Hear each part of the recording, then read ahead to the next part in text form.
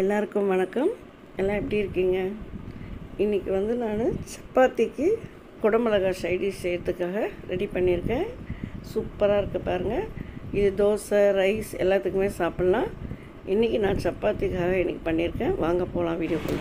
நம்ம சப்பாத்திக்கு குடமிளகாய் சைடிஷ்ஷு இன்றைக்கி பண்ணலான் இருக்கேன். இந்த மீடியம் சைஸு 2 குடமிளகாய் வந்து கட் பண்ணி எடுத்துக்கிட்டேன். 2 மீடியம் சைஸ் வெங்காயம், 2 மீடியம் சைஸ் 3 மீடியம் சைஸ் தக்காளி எடுத்திருக்கேன். சும்மா ஒரு 10 பல்லு பூண்டு எடுத்திருக்கேன். இதை வச்சு ஒரு சப்பாத்திக்கு ஒரு டேஸ்டான ஒரு சைடிஷ் ரெடி பண்ணலாம் வாங்க.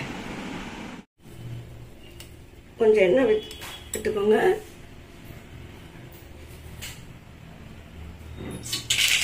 கடுகு,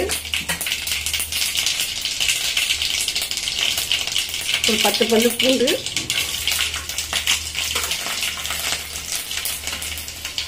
வெங்காயம்,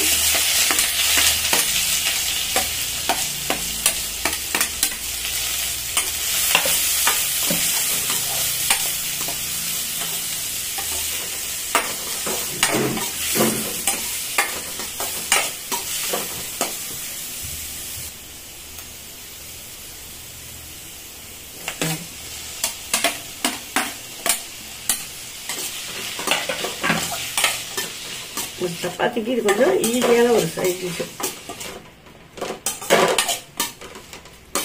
இது கொஞ்சம் நல்லா வதங்கட்டும்.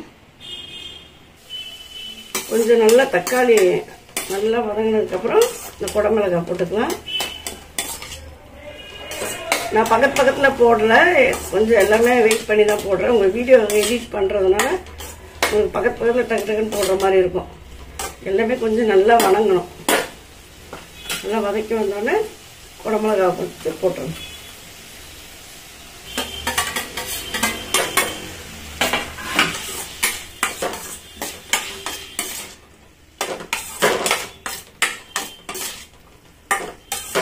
கேப்சிகமோட ஸ்மெல்லும் இதுவும் நல்லா இருக்கும் சப்பாத்தி. இது கூட பன்னீர் வேணும்னா கூட நீங்கள் கட் பண்ணி போட்டுக்கலாம், இன்னும் நல்லா இருக்கும். கொஞ்சம் உப்பு போட்டுக்கோங்க.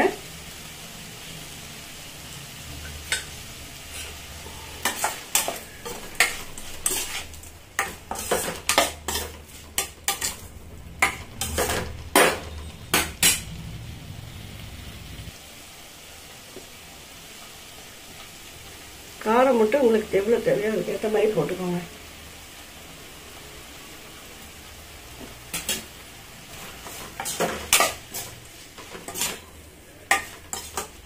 எனக்கு கொஞ்சம் தொக்கு ஜாஸ்தி வேணும்னா கொஞ்சம் மிளகாத்தூள் ஜாஸ்தி போட்டுக்கோங்க.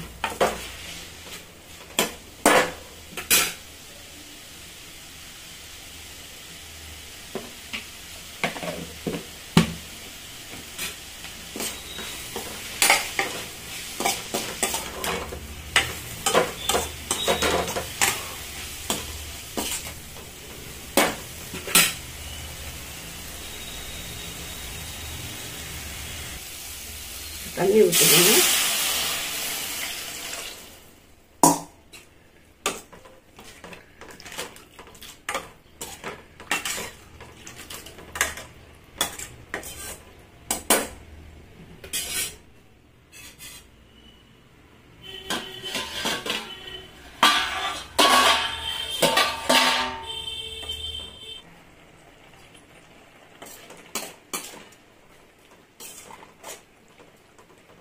இந்த மாதிரி வந்தோடனே நம்ம இறக்கிக்கலாம். மிளகாத்தூள் வச்சுன்னா பார்த்தீங்கன்னா நான் வந்து மிளகாத்தூளில் வெறும் மிளகாய் தனியாக மட்டும் தான் போட்டு அரைப்பேன்.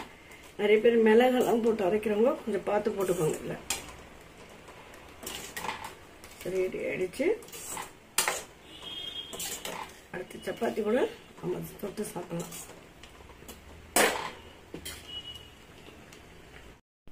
பாருங்க, சூப்பராக வந்திருக்கு.